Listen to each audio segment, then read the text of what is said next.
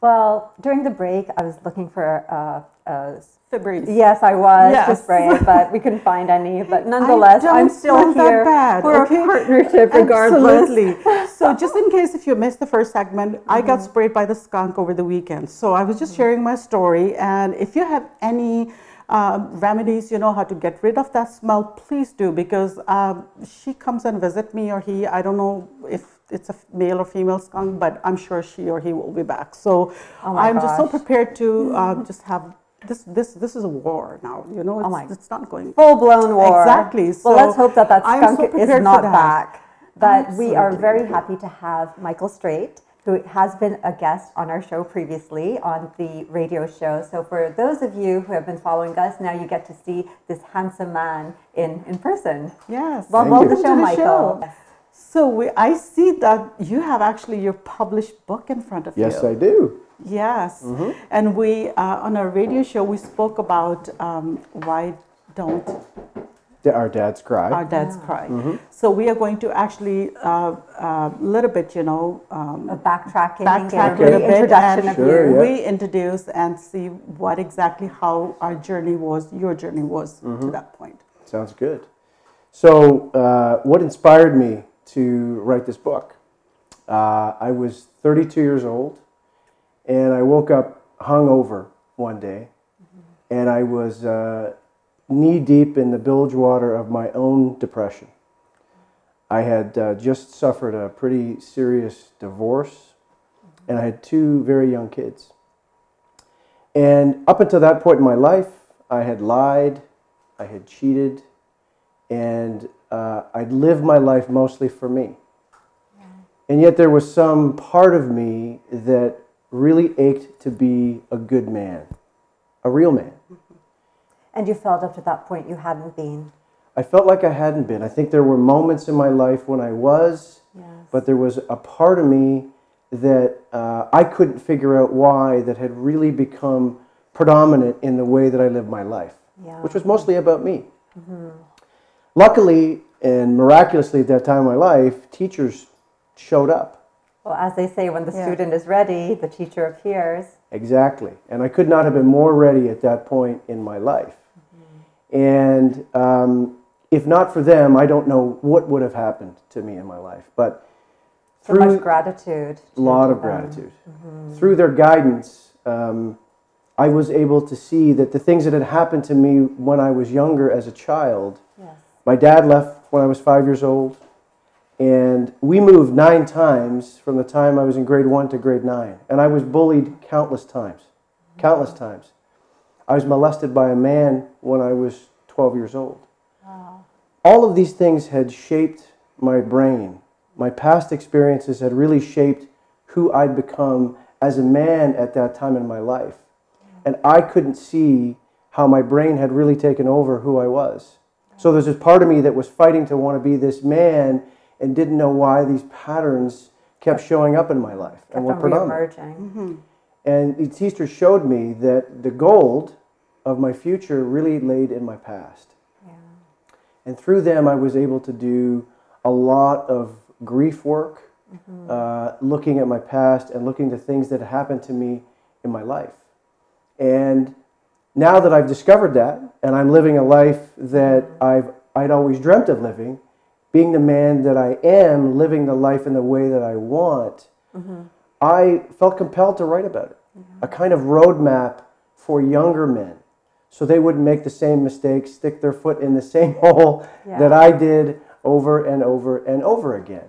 Well, you came in saying how you were living your life for yourself, and this is a total 360 because now you're absolutely serving others.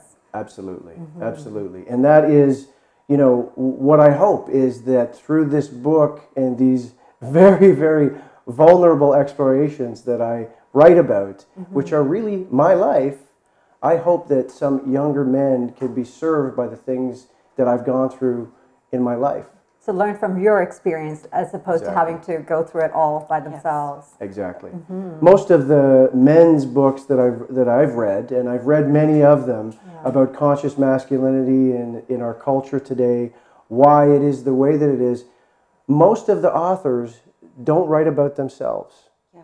And it doesn't sound so personal. right. And I don't know about you, but most of my life, I've always related much more to people who tell stories about their own lives because I can see myself in them. Right. Yeah, And very that's much what so. compelled me to write this book in the way that I did, because it's really stories about the lessons that I'd learned through the experiences of how I lived. It's so great that you say that, Michael. Mani, hasn't it been the case that so many of the guests on our show, it is through their lived experience and their storytelling capabilities that all of our audience say that they can relate so well to them. So this is so perfect. Absolutely.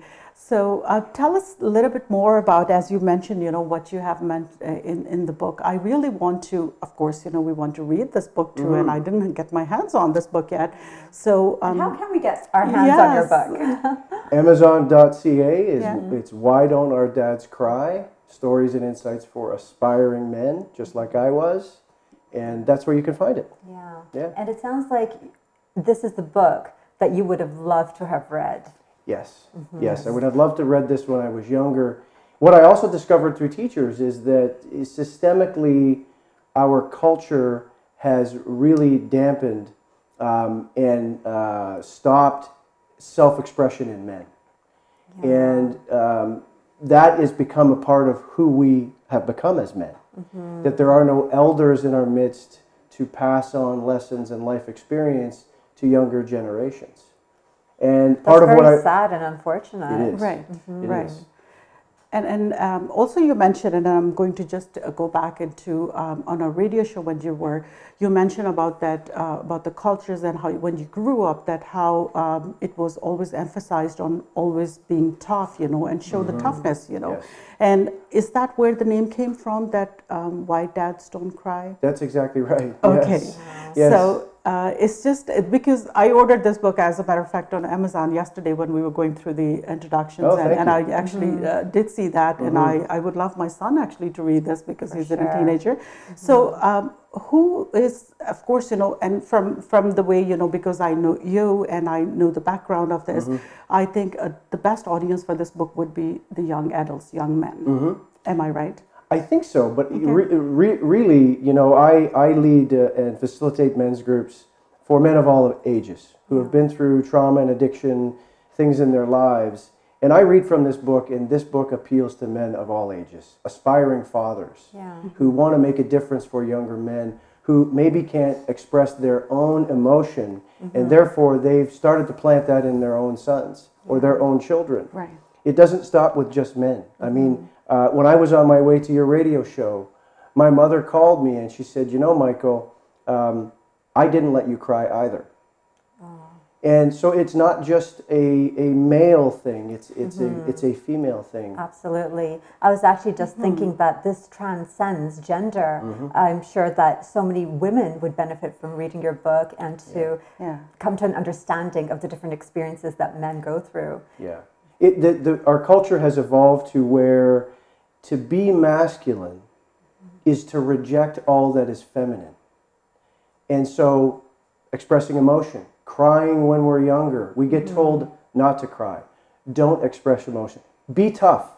Toughen up. And therefore, the expression of anything that we associate as feminine is rejected. And therefore, the self-expression of male is very confusing. We associate male and female with masculine and feminine. Right. And the truth is we all have masculine and feminine energies in us. And if we stifle a part of us, guess what? We get stifled. We can't be who we are, which is exactly where I found myself at the age of 32 years old. Wow. It's amazing, and I really appreciate for you saying that, because now we, and the way I relate to this is now we find in our lifestyles where we see single moms, acting as the dads, and there are a lot of dads, who's taking, who has taken up the roles of moms, right? So for being that, you need to have the both perspective and have the balance of, feminism and masculinity, or so to speak, in your characters, right? So you said it very well, why to just dominate one side and just, give that to diminish the other, and just, not to give that to your children. And if you're the only person who's actually giving that to your children, must be there. Well, Must be the balance. It's a delicate balance, you know, for you. We talked about this on the radio show. From 1815 to 1932, 40 million immigrants emigrated from Europe to North America, which really became the foundation for our culture as we know it today. Yeah. They were leaving conditions that were very horrific, and they came here to conditions that were probably more horrific. And men mostly went to work in very horrific conditions. And so coming home, the last thing that they wanted to do was to express emotion. And so that emotion was starved not only of males, but also females. And so my mother was a product of that. Her mother was a product of that. And therefore, it's not only a male thing, it has been a very cultural... It's a human thing. It's a human thing now. And, you know, if we understand that we're a product of our environment, neuroscientifically, we're like a phone app. Things get downloaded. We download our surroundings. We download what our parents are doing. And culturally, they've downloaded who they are. Exactly. And so we're a product of not only our own environment, but our own culture. And I've discovered that. Yeah. So now it's time for a new program, isn't it? Yes. Exactly. Yes. And it's so great that you actually use your book as a workbook for you know, young men, or where you have your facilitation group to just go through and work out their own demons. I can actually imagine myself working out my own demons through this as well. So thank you so much for being here, Michael. Always a pleasure, whether it's on the radio or here in person. And as I said, all of you get to see how handsome he is now too. Thank you. Would you mind just holding up your book once again? Sure, I would. So Why Don't Our Dads Cry, available on Amazon.ca. Yes. And we will put up all Michael's contact information, as well as how to obtain this book, should you wish, on our Facebook page. So for now, a break, and we'll be back with Sachin Patel. Stay tuned.